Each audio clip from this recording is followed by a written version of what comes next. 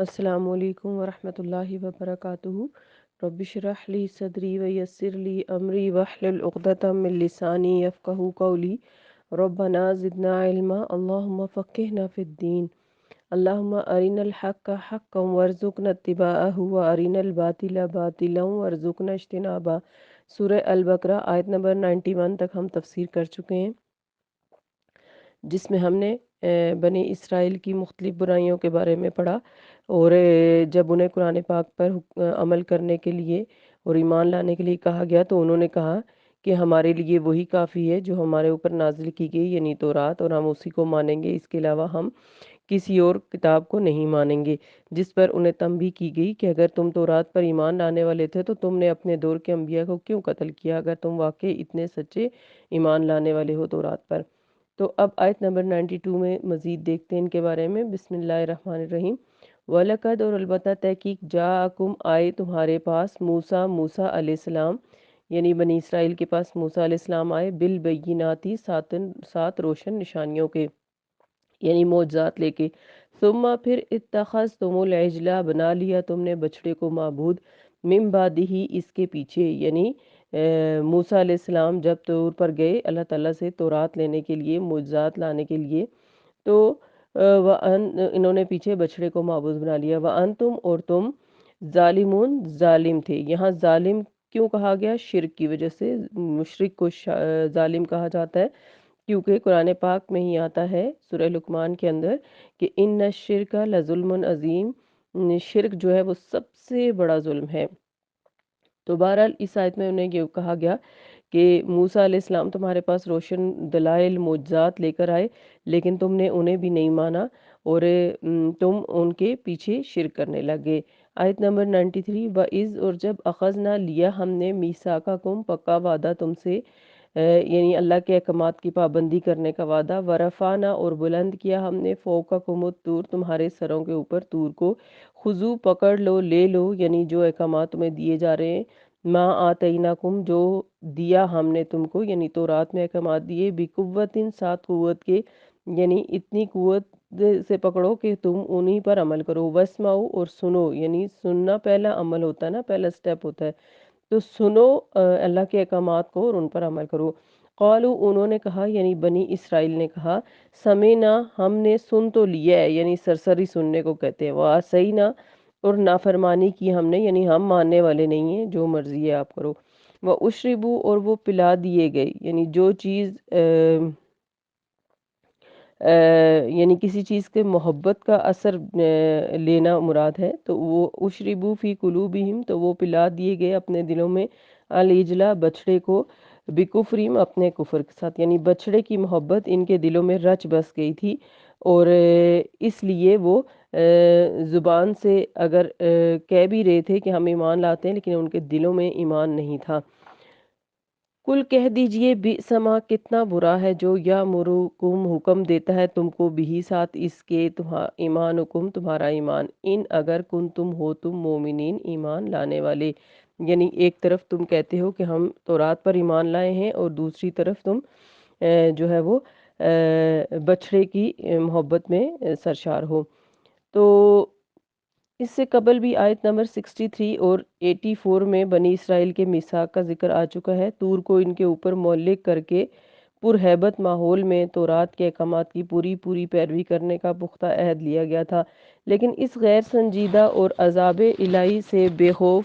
قوم پر اس کا اثر ذرا بھی دیر پا ثابت نہیں ہوا۔ ان کو سماع و اطاعت، یعنی سن کر اطاعت کرنے کی تاکید کی گئی، لیکن یہ تو ایمان والوں ہی کی صفت ہوتی ہے نا، کہ جب بنی اسرائیل اور ان کے علماء اور مشائخ تو ایمان کا مذاق اڑاتے تھے، احکامات کو سن کر بدل ڈالنے والے، کتاب میں تحریف کرنے والے، ان کی شان تو سمعنا وعصینا، یعنی سنا ہے لیکن نافرمانی کریں گے، مانیں گے نہیں ہی تھی۔ بچڑے کی پوجا کا روگ جس قوم کی رگوں پے میں سرایت کر چکا ہو، بھلا اس کے سوا اور کیا امید ہو سکتی ہے؟ ان کا احساس بیدار کرنے کے لیے کہا جا رہا ہے کہ اے ایمان کے دعوے دارو، بھلا یہ کیسا ایمان ہے جو تمہیں کفر اور فسق اور فجور پر اکساتا رہتا ہے، بہت ہی بری ترغیب دے رہا ہے تمہارا ایمان۔ بنی اسرائیل کی تاریخ میں صحابہ کرام رضی اللہ عنہم کے لیے عبرت کا سامان تھا، اور آج بھی ان کے نقش قدم پر چلنے والوں کے لیے بڑی ہی نصیحت ہے۔ آیت نمبر 94 میں کہا جا رہا ہے کل کہہ دیجئے آپ صلی اللہ علیہ وسلم ان اگر کانت ہے لکم الدار الآخرہ تمہارے لیے آخرت کا گھر عند اللہ اللہ کے پاس خالصتاً خالص من دون الناس دوسرے لوگوں کے علاوہ یعنی سوائے دوسرے لوگوں کے فتمناؤ تو تم تمنا کرو الموتا موت کی ان اگر کنتم ہو تم صادقین سچے۔ تو یہ ان کا دعویٰ تھا کہ ہم اللہ کے بیٹے ہیں، اللہ کے لاڈلے ہیں، ہمارے اندر ہی سارے انبیاء ہیں، تو اس لیے ہم تو سیدھے جنت میں جائیں گے۔ تو جنت میں صرف یہود یا نصارہ جائیں گے، یہ ان کا دعویٰ تھا، اور یہ کہتے تھے کہ ہم چنے ہوئے لوگ ہیں، سو ہم تو دوزخ میں نہ جائیں گے، اور اگر گئے بھی تو صرف وہ 40 دن جس میں ہم نے بچڑے کی پوجا کی تھی۔ تو اس سے قبل آیت نمبر 80 کی تشریح میں بھی یہی بات ہو چکی ہے۔ تو بنی اسرائیل اس زوم باطل کا شکار تھے کہ وہ اللہ کے محبوب اور پسندیدہ بندے ہیں، چنانچہ وہی سب سے زیادہ جنت کے حقدار ہیں۔ ان کے اس نسلی تفاخر پر زبردست چوٹ لگائی گئی ہے اور ان کو چیلنج کر دیا گیا ہے کہ اگر واقعی تم اس دعوے میں سچے ہو تو موت کی تمنا کرو، یعنی دنیا میں کیوں رہ رہے ہو، پھر موت کی تمنا کرو تاکہ سیدھے جنت میں جاؤ، جنت تو دنیا سے بہت بہتر ہے۔ موت کے نام سے کیوں تم گھبراتے ہو؟ فرمایا کہ وہ ہرگز ایسا نہ کریں گے کیونکہ وہ دار آخرت کی تمنا ہی نہیں کرتے بلکہ دنیا اور ان کی لذتوں پر ہی مر مٹے ہیں، اور ان کی دوڑ دھوپ کا محور و مرکز دنیا اور اس کے مفادات ہی ہیں۔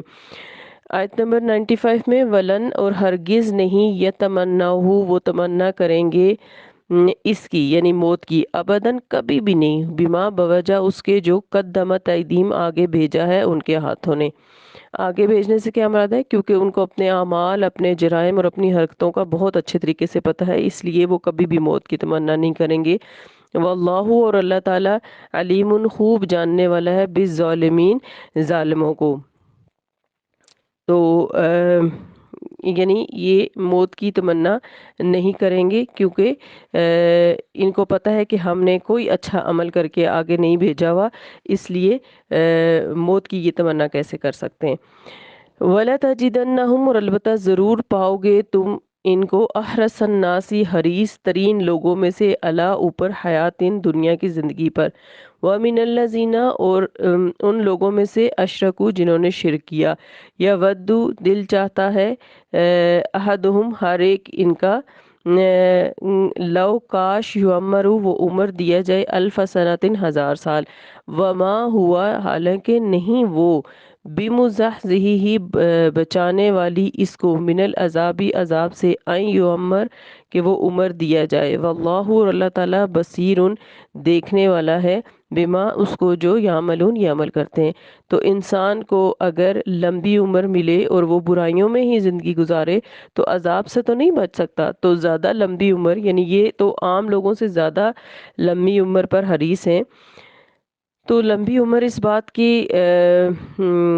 دلیل تو نہیں ہے، ضمانت بھی نہیں ہے کہ انسان کو جتنی لمبی عمر ملے گی وہ اتنا اچھا عمل کرے گا۔ ان آیات میں قوم یہود کی نفسیات اور ذہنی اور دلی کیفیت بیان کی جا رہی ہے۔ بتایا گیا ہے کہ یہ دنیاوی زندگی کے اتنے حریص ہیں اور اس کی آسائشوں کے ایسے دیوانے ہیں کہ ان میں سے ہر ایک اس بات کا آرزو مند ہے کہ اس کو 1000 سال کی طویل عمر ملے تاکہ یہاں کی آسائشوں سے خوب لطف اندوز ہو سکے، لیکن وہ اس حقیقت سے صرف صرف نظر کیے ہوئے ہیں کہ عمر خواہ کتنی ہی طویل کیوں نہ مل جائے لیکن انجام کار تو جہنم کے عذاب کا ذائقہ چکھنا ہی ہوگا۔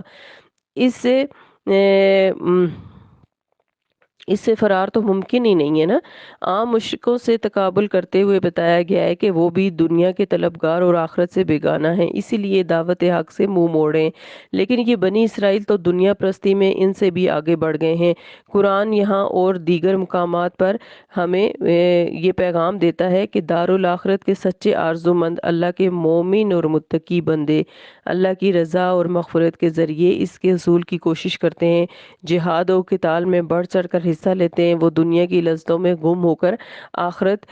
فراموشی کا انداز اختیار نہیں کرتے۔ تو یہاں بنی اسرائیل کی مثالیں دی جا رہی ہیں، لیکن ہمیں یہ پیغام دیا جا رہا ہے